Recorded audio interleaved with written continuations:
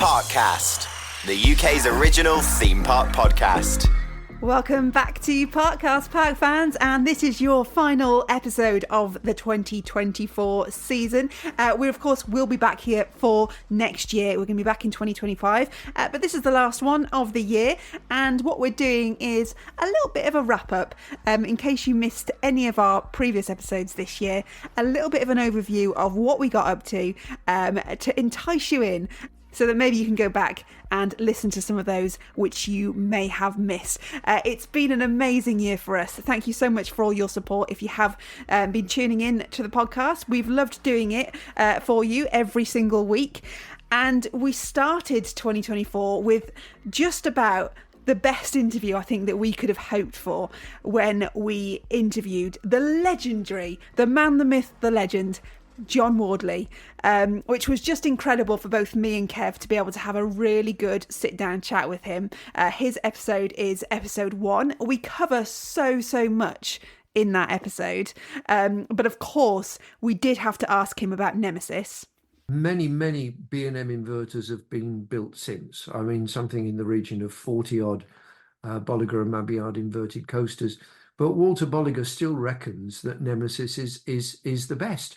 It's probably one of the smallest. It's one of the shortest. But because of the fact we had to think outside the box and we had to do different things with it, that's what made it very special. And of course, the new reborn Nemesis has added that incredible amount of theatricality to the whole thing. So it has given it a brand new lease of life. But little did we think 30 odd years ago that Nemesis would still be an iconic ride that is talked about all around the world, and that it would be given another 30 years of life as well, which is quite incredible. And we asked him about what he really thought about Duel. I was thrilled. I mean, I was very disappointed when the old haunted house was turned into a shoot 'em up dark ride. I think we all were, John. Yeah, same, John. Yeah. John, I was sad. I remember 2003 was a sad year.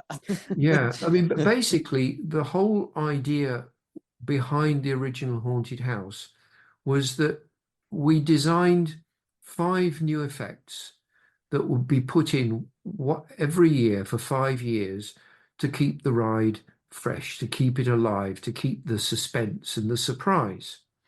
Well, the haunted house was a success, and in year 2 we were very busy building Nemesis, and everyone said, well, the haunted house is fine, so don't let's mess about with the thing. Well, year 3 Nemesis opened, and again we were pretty preoccupied with that, and again the park was doing very well, so they said, well, we'll leave the haunted house to its own devices. And basically it was not changed year after year after year. It was the same old haunted house, and it wasn't given the TLC that it deserved. It wasn't kept fresh. It wasn't just sort of really kept up to standard. So when Alton had a fallow year, and I can't remember which year it was, but it had a year when it was not going to have a big new ride. And someone from Merlin Magic Making obviously went to the IARPA convention and saw that people were retrofitting old dark rides with laser guns and turning them into shoot 'em up games. Well, I'd ridden a few of these in the States, and very nice they were, but you were so busy firing your gun at little red dots of light that the whole ethos and the fun and the story and the drama of the dark ride was completely ignored. You weren't at all involved in the actual ride itself. You were playing a game. So I was really disappointed that that it was done in that way. I felt that it would have been far better to have done a serious revamp on the haunted house. Well, Duel never really sort of took off in terms of popularity. It became an also-ran ride. So when a couple of years ago, it was decided that Nemesis was going to have to be closed for a year, what on earth do we do to create a new attraction for that closed year?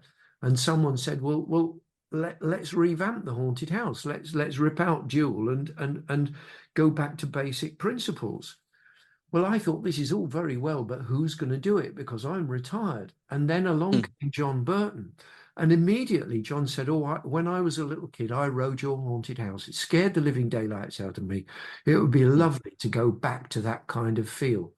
And I thought, this is the guy. If you have missed that episode, do go back and listen to the full length one with John Wardley. It is such a great listen. He's such a lovely, lovely bloke. On to episode 2, and we were joined by Andy Hine from the Roller Coaster Club of Great Britain, of course, chairman of that. He's been a roller coaster enthusiast for just about as long as any of us can remember, longer than most of us can remember, actually. And he's done so much good for the roller coaster enthusiast community. You know, he started what we all are part of now, really. It didn't exist in the UK before he started doing it. So we had a really, really good chat with him, and he told us about how he ended up with his own train on the Grand National. You were given a plaque on one of those trains as well, Andy, didn't you? That's on the front of the red train. It's called the Andy Hine train. And that was that was a very nice honour. I get a bit embarrassed by those things, but it was a very nice honour by Jeffrey Thompson, who wanted to show that the industry supported what I was doing as a result of me getting given an MBE by the Queen for promoting tourism in the UK. And he said the parks need to show it as well, so he did that. So I was very touched on it. I didn't know that was coming. We were having an exclusive ride session of one of the club events, and we got up on the platform, and I why is there a blanket over the front of the train? Is there a problem? And they revealed it. So it was that's amazing. It must have been nice that it sort of came full circle for you, if that was your first coaster, and then suddenly you've got a train dedicated to you on it. It's like, wow, I didn't expect this like all those years ago. No, very touching. And of course, I have to always make sure when I go up there, I've got to ride the red train. And how he finally convinced Merlin that wood was good. A more modern example is the Wicker Man. My campaign was Real Coasters Are Made of Wood. And I kept harassing Nick Varney, who was the CEO at the time. And I kept saying to him, look, don't keep putting in these record-breaking rides. You keep putting in these, you're getting the world's first something, but you end up with the world's most unreliable. And then the moment you put in something, and we'll pick on Oblivion, Busch Gardens or any, they then put in a better version with inversions and things. So you end up with something that's new, but for a very short period of time. I said, why don't you just put something in that's fun from day one? And the unique selling point is it stays fun always. And he was very, well, I'm not sure about it. So he said, come down to the office in Poole, to the head office, and convince the board. So I went down to Poole, and it was himself and Fish and a few other board members. And I did this massive presentation about wood and why wood is good. I'd also got people like Dick Knoble from Knoble's Park to say why they've got so many wooden coasters. I got Holiday World to say why they've got so many wooden coasters. I made sure that I got all the park owners who had wood to say why they have wood. And then I got members to say why they wanted wood. And then I did a piece on all the manufacturers to choose from, making clear that it should either be GCI or Gravity Group, and not the three letters and starting in R and ending in C. Because I said it wouldn't be a real wooden coaster. Seems crazy to me that you were kind of given the task of convincing the Merlin board what coaster they should build. You'd have thought that their own sort of R&D and marketing research would have said, okay, this is a good idea, or it isn't. Or was it that they were just like saying, well, the marketing research is saying it's not a good idea? That's what happened. If you looked at the concepts of some of the rides they were looking at, when they showed wooden pictures of wooden coasters to public, people said, oh no, that's old and rickety, because they only could compare it in this country to Blackpool and Yarmouth and Dreamland in Margate, which are all old rides. There's no denying they're all from the 20s and 30s. Because the public who are non-enthusiast have not been to the States and ridden the latest GCI Gravity Grip Woodies, which are crazy. I mean, if you've ridden the Voyage at Holiday World, I mean, that's faster than Stealth. It's crazy. It's a crazy ride. And so when they're doing their research, the public are being presented with pictures and they're not understanding the background. And so I said to the board, why are you hung up on what it's made of? If you built the new ride, as long as your marketing sold the ride and the concept, as in so for example, the Wicker Man story and so on, you don't have to tell them it's wood. The public aren't that fussed. They're not going to queue for 2 hours, get to the front, look at it and go, it's wooden, I'm not going on it now, and walk off. They're going to ride it. And I said, and the moment they've ridden it once, well, they're going to know wood is good. And it will sell itself then. And if it opened on Saturday, by the Monday, everybody's going to go back to work or school and say, did the new coaster at Alton Towers? It's fantastic. We're the ones who want wood and steel, not the public. They don't care. They just want a great fun ride that they don't have to queue 6 hours to get on. So a few weeks after that meeting, Nick Varney sent me an email to say that they were going to go with it. But we were having our annual, what was called then Loopathon event at Alton Towers. And it's quite tradition that every lunchtime, one of the managers joins us and we have a question and answer session. And I always say, where's the wood? Now, I knew the wood was coming and he knew the wood was coming. But we had to agree that if I didn't harass him about wood, the audience, which was about 250 of my members, would know something was coming. So so even though we knew the wood was coming, we had to pretend we didn't know. And I still had to say, where's the wood? And he was, well, we're still looking into it. And I had to argue why they should get it. That was episode 2 of Parkcast with Andy Hine. You can go back and listen to that. Moving on into the autumn now, after quite a positive start for 2024 for Merlin, with obviously Nemesis Reborn reopening and Hyperia, we were all on a bit of a high. We started to see a few cracks appear, particularly at Alton Towers. A lot of ride reliability issues this year, just generally things not quite working as we'd been expecting. So in episode 3, we asked what was going on at Alton Towers, and in particular, what was happening with Hex. I think we've got to start with Hex. Hex, which we've been promised since before the 2024 season had even started, was going to open for the 2024 season. Yeah, absolutely. I think because it was closed most of last year as well. You know, so we've almost had 2 seasons without Hex open. And I think Alton Towers has always had a great history of producing really good dark rides, and Hex being one of them.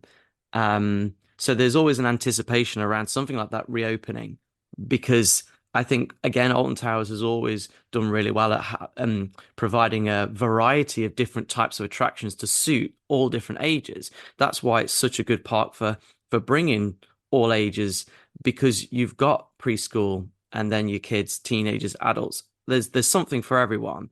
And so when you lose something like Hex, I think if it was a ride that people didn't care about too much, maybe we wouldn't be having this discussion. But I think because it's one within the enthusiast community particularly, it's very well regarded as a fantastic dark ride. And so for it not to still be open, we've had videos posted even at the beginning of the season. You know, we were given a bit of an insight. It wasn't very long, but we got like a little insight showing the new lighting setup, how it all looked. We had little teasers. Yeah. And so when you get a tease, you think, oh, exciting. It's happening. And yeah. And I think that's it for me. It's like, you can't on one hand be teasing something and saying it's going to open in 2024. It's going to open. It's going to be great. You're going to love it. And we're opening it in 2024. And we're now less than 30 days before the park closes for the season. And I'm not an enthusiast who demands that parks tell us everything and tell us all their future plans, and you must give us all the information. But when you have teased something and you have told everyone, not just enthusiasts, you've been very public that a ride is coming back in 2024, it's starting to feel really disingenuous. Maybe it will open for Scarefest. I know there's been rumours in the last week or so, really. Some people have been posting about a mid-October opening date. Other people have said they've been around the building and they've heard the ride system testing. which is all positive and great, but I would expect some of that information to come from the park. Now, in true Parkcast fashion, the day that episode was released, Alton Towers announced it would indeed be reopening Hex for Scarefest. But then we tempted fate again in episode 4, and hopefully by then we will have ridden the new and improved Hex. Fingers crossed. Yes. It remains open Yep. long enough for us to get on that. And we all know what happened next. Also in episode 4, we were asking if Blackpool Pleasure Beach should bring back free entry. Could they not do a system where you've still got the option to buy a wristband, an unlimited ride wristband effectively? Like if you go to, say, Fantasy Island, which is just down the road from me, that still operates in that same amusement park way. So you can walk around it for free, you can buy individual tickets, or you can buy an unlimited all-day wristband, and you've got that option. So you're kind of pleasing everyone. But what you are doing is opening the park up to people who are non-riders, so maybe grandparents or just people who don't like rides. We're not all like us. Who want to go with their friends and family who might be put off otherwise. They might not say, there's no way I am spending 30-40 quid on a Blackpool Pleasure Beach wristband to go and hold coats all day. I'm just not going to do that. Whereas actually, if I can come in for free, you guys can get your wristbands, I'll hold the coats, and I'll also sit and have a coffee, buy some lunch, look around the shops. Then in episode 5, we were joined by Lawrence from University Bedford. He's been keeping an eye on all the Universal UK developments, and he got us up to speed on where we were. At the moment, everyone's saying everything's quiet because it is quiet. Even Universal is saying we're actually being quiet on purpose. And the reason for that is there are a lot of conversations going on behind closed doors between Universal and the government. That's the government in Westminster. And the reason those conversations are happening is because they've applied for a special development order. So ordinarily, if you were getting planning permission, you'd go to the local council. Universal was saying, no, this is in the national importance. It's this is going to Westminster. So basically, they get to go over the head of the local council. Not that it will be a problem, but it does mean that it's a streamlined route. Okay. Now, I foolishly predicted that we would have the green light by now, but I did not see, like a lot of people, that we would have had a general election by now. I thought the general election would come November, December, and the government of the time would greenlight this and go, hey, aren't we great? We're going to give you a theme park vote for us. I thought, in my mind, that seemed like a kind of a really logical political play. But instead, they called the general election early. So then those conversations that had already started had to restart.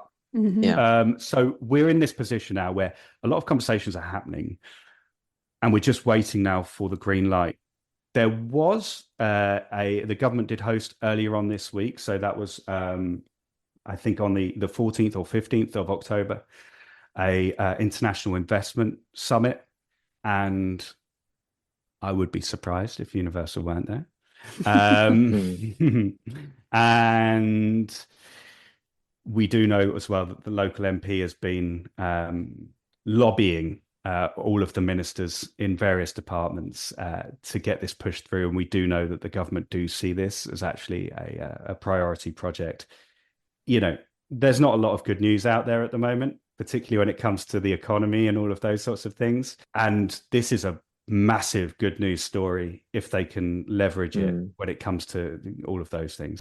We also considered how Universal could affect UK parks, and would we finally see 365 park opening in the UK? How much do we need actually themed and seasonal attractions all year round? Look, we're recording this as Fright Nights is going on, and we got all around the country. We've got all of these themed Halloween attractions, but nothing is Halloween Horror Nights, right? None of it. Yeah.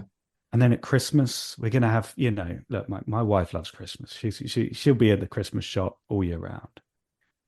Going there during your Christmas school holidays. I mean, it's getting absolutely nuts there. But it would be amazing to be able to kind of go and get your fix, right? Because look, we're all kind of we're all addicts.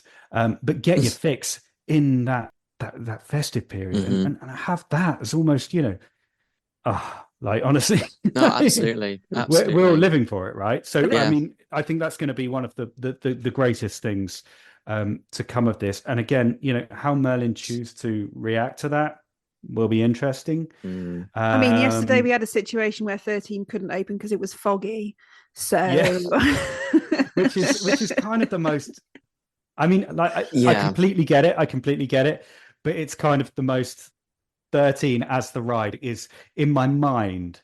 It's always foggy, right? If we're going to open in the UK 365 days a year, and if there's a park showing us that it can be done, the other parks have got to just be like, all right, come on, let's stop making excuses. Let's just get these things open and let's. I'm hoping that the guys in America at Universal have actually looked at British health and safety regulations, because they're going to be in a bit of a shock when they arrive and be like, hey, wait a minute, we can't open a roller coaster if it's 4 degrees. Oh, okay. Okay. Now, episode 6 saw us look at the major park Halloween events. And as I hate scare mazes, I did the honourable thing and I sent my fighter pilot husband into them for me, because he's used to scary stuff. There's a lot of smoke around, flashing lights, and you are trying to find something on your own. And I think, I guess that's probably what would make it scary. You're not like doing the classic maze thing where you've got your hands on someone's shoulder and you're walking in that kind of come and do the conga line as you go through these mazes. Let's talk about Altonville Mine Tours, which is back for its 9th year. Obviously, this is Tiny's revenge. So, Nick, you went through this.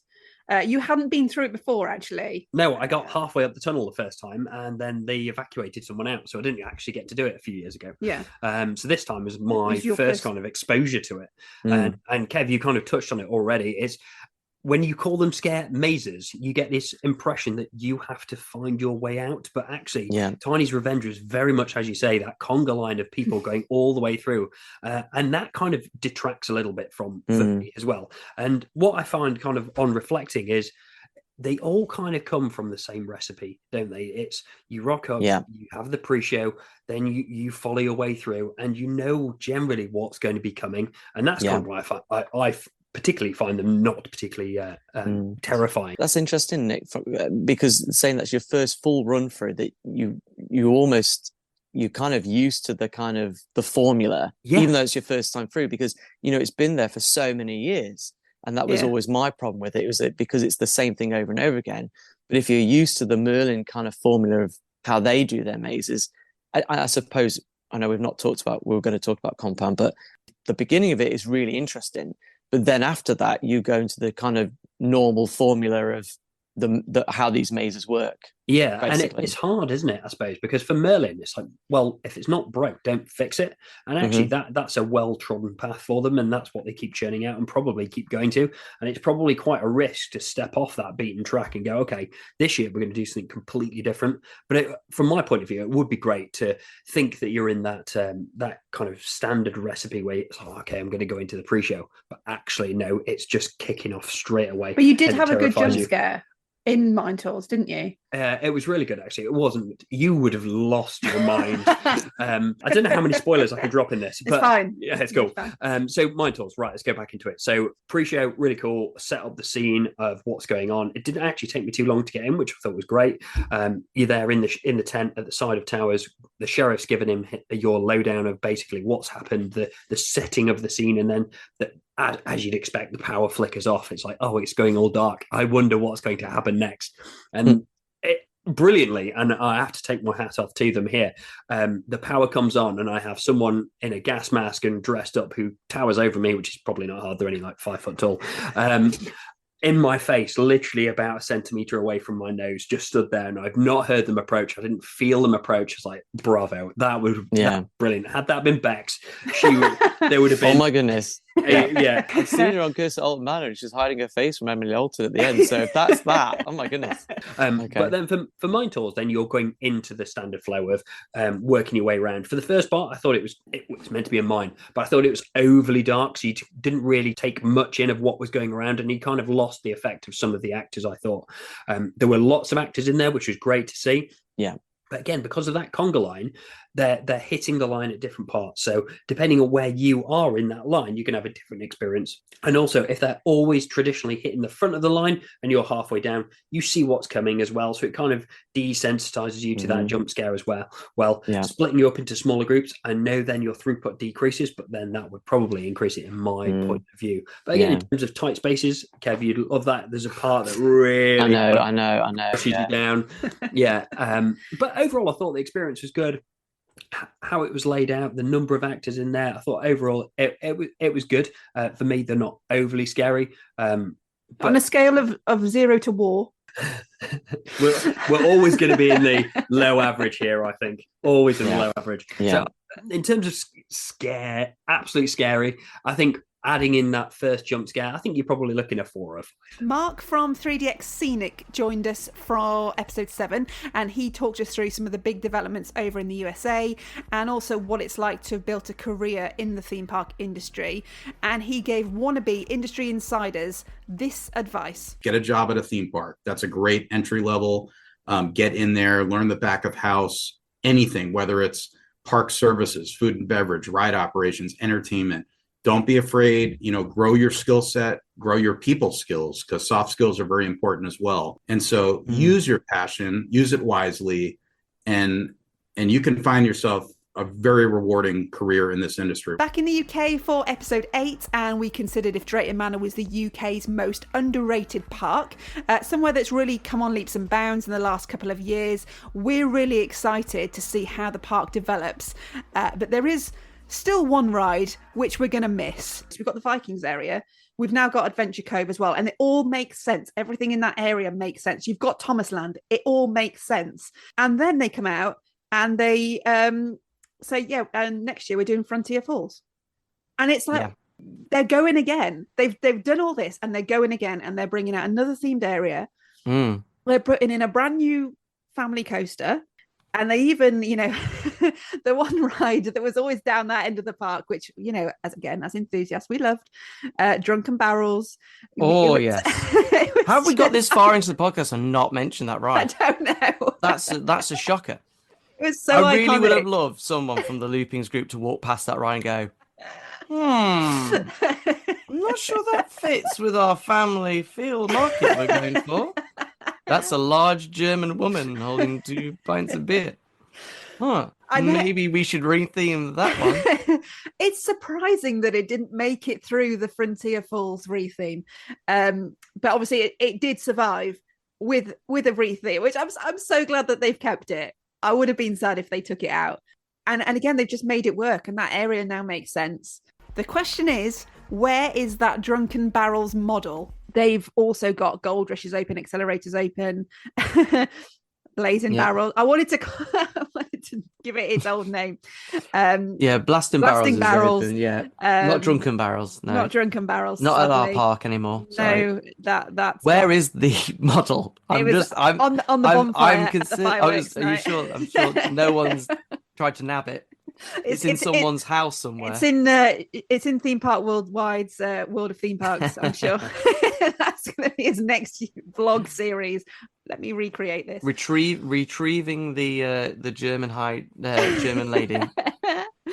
Now, Planet Coaster 2 was released in November, and in episode 9, I caught up with the game director, Rich Newbold, to see if he was a fellow theme park nerd. As game director, my job is to identify what the game is and what the game isn't, and prioritise what the features and content are going to be in the game. But myself, I like theme parks, but I'm not what maybe you would call a big enthusiast. I love going to theme parks, but personally, I get motion sick and I'm afraid of heights. So physically, there's a part of my body that doesn't want to engage in the more thrilling aspects, but I still love going to theme parks. I love being on some of the rides if I'm feeling brave, and my stomach will cope with it. And the team itself is full of these kind of full of enthusiasts that love theme parks, and it's been great to go to different theme parks and absorb everything in there and just see the enthusiasm in the team of making Planet Coaster 2 and then putting that passion into the game itself. Oh, you can be an enthusiast and be scared of heights. That is me. I'm a scared of heights roller coaster fan. And we also found out he was watching exactly what we were all up to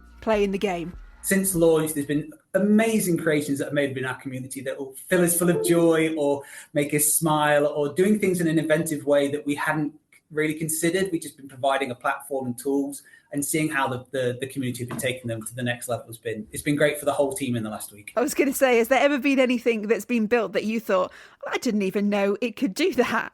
We've seen a few this week where they've taken the coaster car customization, where you can attach scenery directly on the cars, and then put the tracks underneath the terrain and faking a car. And there's just ways that we hadn't considered of using those tools together, and it's amazing to see that. On to episode 10, and we were asking which is the better park to visit with a family. Is it Disneyland Paris or is it Efteling? Can it live up to the Disney magic?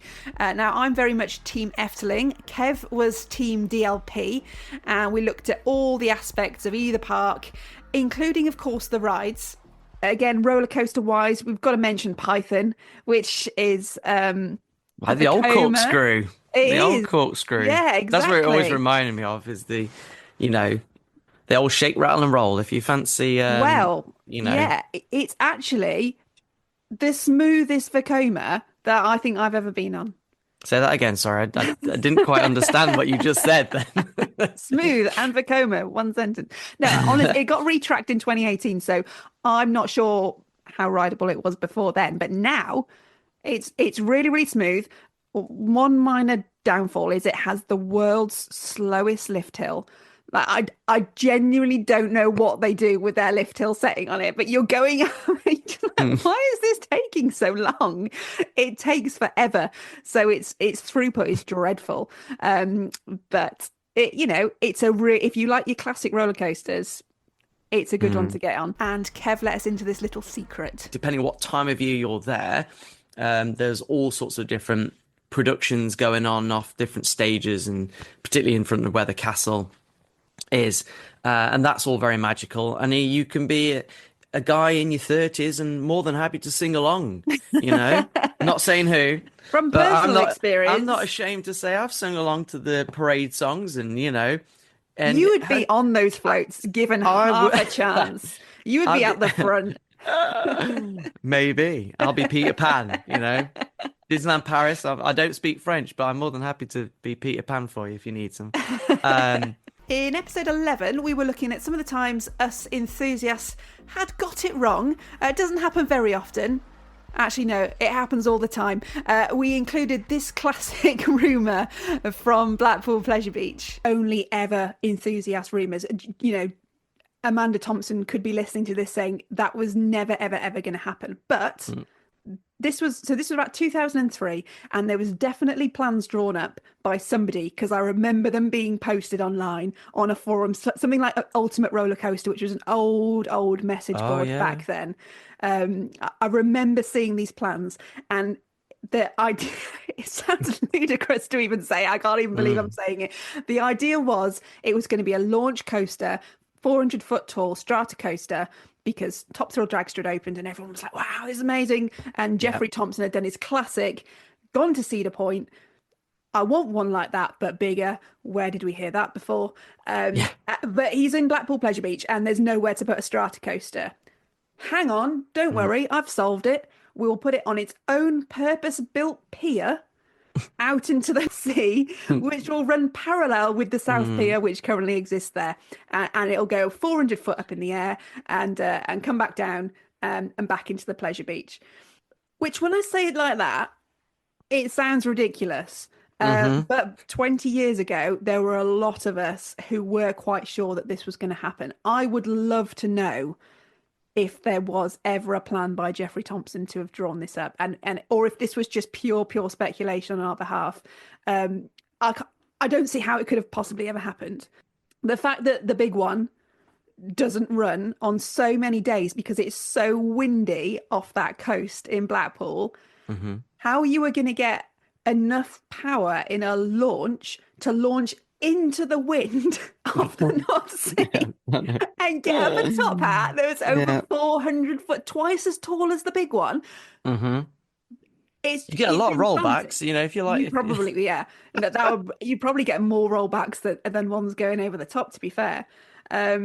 Again, you mentioned about spots on trees and stuff. There was a load of speculation that there was these markings on the promenade, which were actual markings for where the footers were going to go for the pier and the bridge. So it was going to cross the promenade like a bridge, and go over your heads onto this pier. I mean, even just building a pier is just a crazy level of engineering. How much money this would have cost, I can't even begin to imagine. But yeah, and there was rumours as well. It was going to be an Intamin, and these were fully formed sort of plans in our heads back then that obviously never came to fruition. And it never happened. But King Dakar being dead and gone, who knows? Let's bring this rumour. Let's get it circulating again. Amanda, if you're listening, you need a pier. I think maybe we need to do a bit of public consultation and see who's up for it. Who says no? Anyone? Yeah. You've got the ideal thing is it was rumoured to be going out of Watson Road, which is the bit in the park between the river caves and the Big Dipper that Watson Road kind of runs underneath it. It's the perfect area.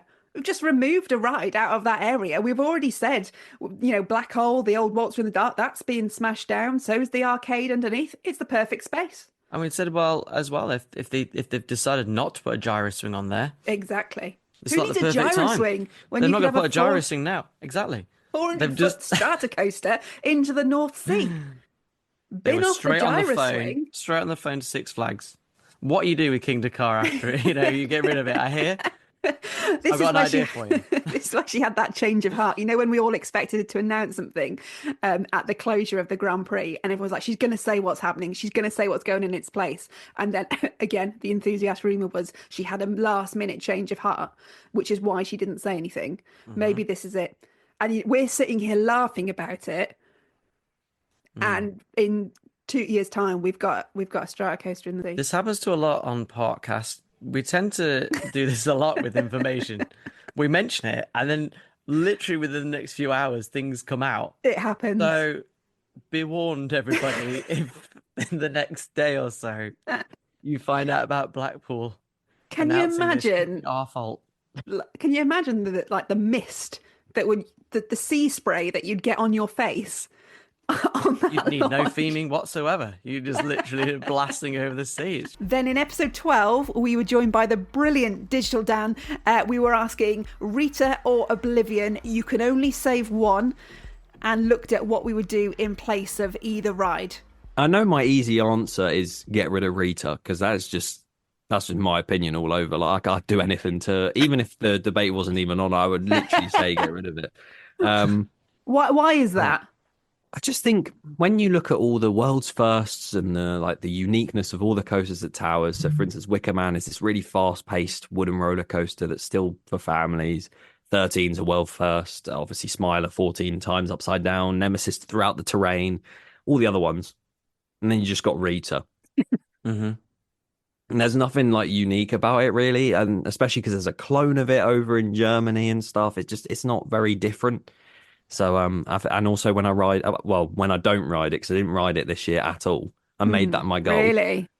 Yeah. I love that you made that your goal. I realised my mates were like, "Oh, do you want to go on Rita?" I went, "No, I'm going to try and not ride it this year." And then I to make it more special in the new season, so it's like brand new again. But no, I just don't think it's not on the same level as the other Towers coasters, in my opinion. Which it's is not why like world class. Do you think that's because it wasn't a secret weapon coaster? I think so. I think they just. I think whatever the plan was, I know there was a whole rumor about the fact that it was going to have like a top hat on it if they could have fitted it in and stuff like that. Maybe the world's tiniest top hat in the height restriction of that park. It's a baseball cap. You'd be literally over. I know if that happened, then maybe it would have been better and more unique. But I feel like when you've got stealth at Thorpe Park, and obviously accelerator coasters anyway are a dying breed. Well, yeah. As we found out very recently. I feel like it just needs to go. We also brought up in that episode why on earth it was actually called Rita. Obviously at the time that it wasn't the Dark Forest, but it got kind of plonked there, and you're like, well, why is this race themed ride being was still placed here? Ugland. And why is it called Rita? Like there was Yeah, true. I've never really questioned that, to be fair. That's a good point. At the time it was like, what? And I remember being on, we talked about the message boards last week, but the enthusiast message boards at the time, and everyone was like, it's not going to be called Rita. That's ridiculous. It must stand for something. And it was like, It does. I'm just finding it now. RITA. But even so, everyone was like, well, no one's ever going to call it Rita. And now we just accept it. And it is like, yeah, it's just Rita. It's just what it is. But it was weird. That's one of those things where I was speaking to this. I was speaking to one of my mates about this the other day. I feel like some of the ride names that we have are so weird, but we never think, who the hell wants to call a roller coaster the Smiler? But it's just so normal. And then same with Rita. I never thought about Rita being one. Well, it's an acronym. So Rita is supposedly is Alton Towers Intamin Rocket. Oh yeah, I've heard that before. But just backwards. Oh, backwards. Basically. I was going to say, my brain was catching. That was their excuse, I think. And then Air is obviously aerial inversion ride as well, or something like that. And then last week we were joined by the lovely Kip Hakes to ask, after that tough 2024 season, has Merlin lost its magic?